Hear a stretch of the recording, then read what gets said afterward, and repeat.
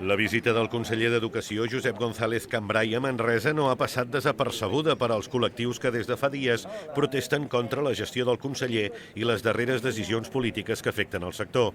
El conseller ha arribat a primera hora del matí a la plaça de l'Ajuntament, on l'esperaven les diferents autoritats, però on no s'ha produït cap protesta, malgrat s'havia convocat per xarxes socials. Cambray ha estat rebut per l'alcalde de Manresa i ha pujat a l'Ajuntament, on ha signat el llibre d'honor. En canvi, els manifestants sí que esperaven el conseller davant del Centre Cultural al Casino, on Cambray tenia prevista una reunió amb directors de centres educatius. Malgrat la visita del conseller no figurava a cap agenda, els concentrats, una vintena, han desplegat una pancarta i cartells contra el conseller a l'entrada del centre. Tot i això, el fort desplegament policial, fins i tot amb efectius de seguretat privada que sempre acompanyen el conseller, han aconseguit despistar els concentrats i Josep González Cambray ha entrat al casino per una altra porta, sense que els manifestants se n'assabentessin. Al final, no hi ha hagut cap incident remarcable.